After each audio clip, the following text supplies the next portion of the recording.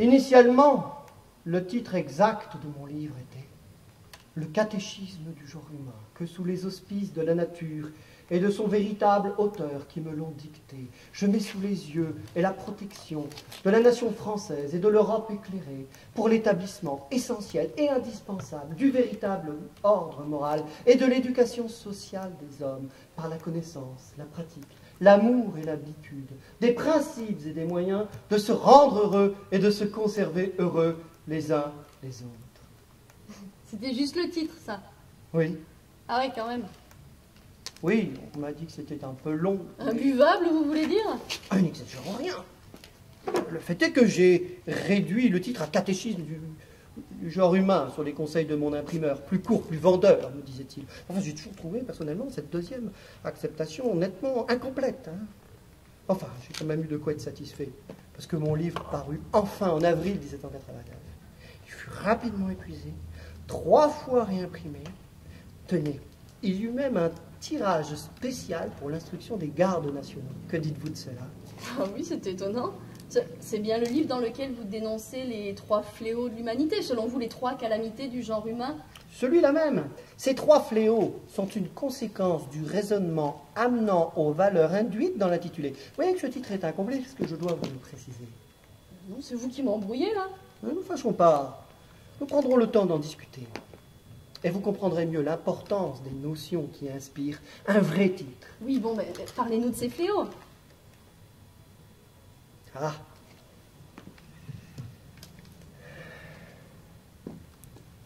En vérité, je vous le dis, le premier de ces fléaux est la propriété. La propriété est le péché originel sur la terre, une maladie qui a infecté le genre humain et causé tous ces malheurs. La propriété est le premier voleur, le premier usurpateur des droits de la nature et de l'univers. Ça promet, hein. Vous mettez à parler comme un prophète, monsieur citoyen. Même si c'est très plaisant, je reconnais que l'idée est peut-être un peu exagérée, non? Tenez-moi, qui suis locataire de mon appartement, mais je préférerais drôlement être propriétaire. Méfiez-vous. Méfiez-vous. Vous réagissez comme ceux qui me censurent. J'aimerais que vous méditiez ceci. Si avant de tirer vanité de quelque chose que ce soit en ce monde, on voudrait s'assurer que cette chose nous appartienne réellement, alors il n'y aurait plus de vanité en ce monde. C'est-à-dire?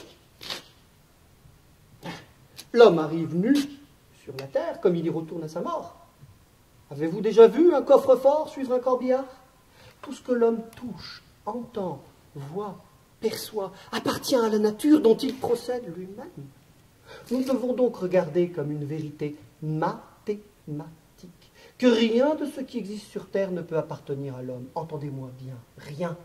Et nous ne sommes tous ici-bas que des usufruitiers et des locataires de passage. Oui, dans l'absolu, vous n'avez pas tort et je le conçois parfaitement. N'empêche que si j'étais pas un locataire qui paye son loyer, ben, je m'en porterais bien mieux.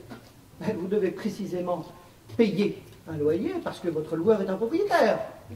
D'ailleurs, si vous refusez de payer, que se passera-t-il? Ah ben, il me foutra dehors. Ouais. Et si vous refusez de partir? Ah ben alors là, il m'enverra les huissiers, policiers, ce sera la guerre, quoi. Voilà! Voilà le mot juste. La guerre. La propriété génère la guerre comme la nuit et l'orage. Supprimez la propriété et vous supprimez la guerre. La nature nous a fait-elle naître armés de couteaux et de poignards? Nous a-t-elle commandé d'être les bourreaux de nos semblables? Commençons donc par étouffer cette monstrueuse et abominable institution du droit à la guerre, en renonçant à la propriété, qui n'est que l'expression de ce besoin primitif de dominer.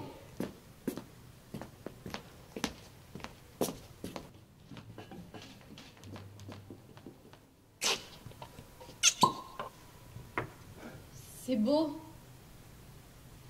Et c'est ce que j'ai ressenti en lisant votre livre. Mais ça me paraît complètement utopique. Utopique!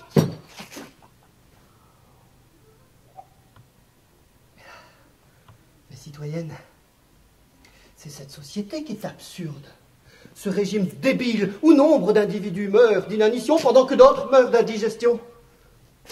La terre est à l'égard de tous les hommes, ce qu'est la table d'un festin à l'égard des invités.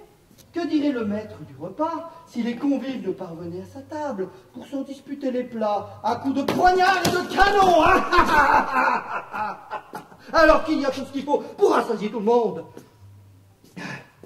Je le dis et le démontre tout aussi mathématiquement. De même que la somme des ressources de la Terre n'est pas infinie.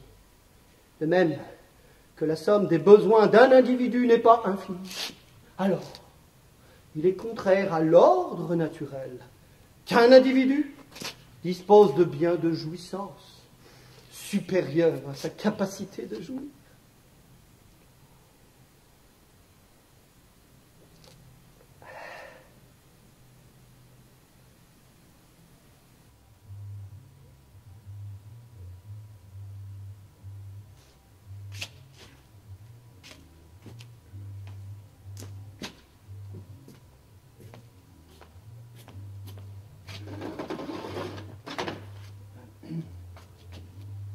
S'il vous plaît.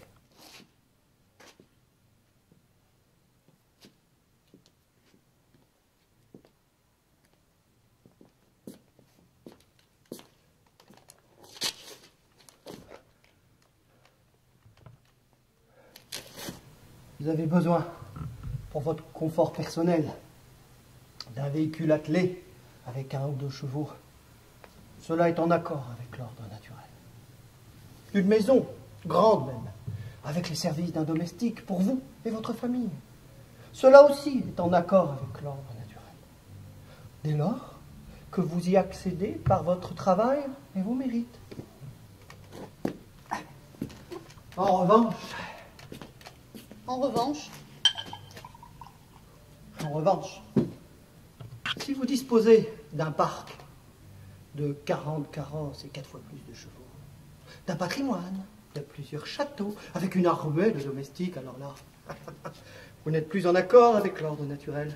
Vous n'êtes même plus un citoyen de la terre. Vous êtes un nouveau seigneur dans une féodalité marchande. En somme, vous dites que notre organisation sociale est perverse? Puisqu'à l'origine, le gouvernement de presque toutes nos sociétés ne s'est constitué que sur cette tyrannie du plus fort qui dispose de la propriété, la chose me paraît évidente, vous ne trouvez pas? Et c'est ainsi que s'est créé, perpétué, perfectionné, un ordre léonin que je qualifie de mercenaire, homicide et antisocial. Mercenaire, homicide et antisocial. Mercenaire, oui, parce qu'il nous incite à faire le bien dans l'espoir d'une récompense et à éviter le mal par peur du châtiment, comme chez les esclaves. Homicide, parce qu'il arme les individus contre les individus, les familles contre les familles, les peuples contre les peuples, afin que les uns s'emparent des possessions des autres. Antisocial, parce qu'il a pour effet d'armer, d'opposer, de diviser les uns aux autres, à la façon dont le ferait un os jeté au milieu d'une horde de chiens affamés. Très bien, mais alors c'est quoi pour vous la politique? La politique, alors la politique, eh bien, c'est l'art de suppléer la faiblesse du corps par la force de l'esprit, voyez-vous. Et la loi, quant à elle, n'a pas uniquement pour fonction de réprimer les abus, mais aussi, avant tout, d'assurer les droits de l'homme social. C'est beau, c'est simple. Et c'est compliqué quand même. Mais non. Que tous ces États qui se déclarent éclairés soient les premiers à étouffer en leur cœur cet égoïsme homicide. Tenez, qu'ils réquisitionnent temples et églises pour en faire des lieux d'éducation, des écoles au fronton desquelles on graverait cette maxime. Je suis né pour travailler au bonheur de mes semblables. Ah, vous avez raison. Pour ce soir, j'ai envie d'y croire. Je suis né pour travailler au bonheur de mes semblables. Ah! Excusez-moi, citoyenne. Si c'est là votre seule façon d'y croire, je ne suis pas d'accord. Vous croyez que c'est facile? Vous-même en avez parfois besoin, non? Je sais, citoyenne. Je sais.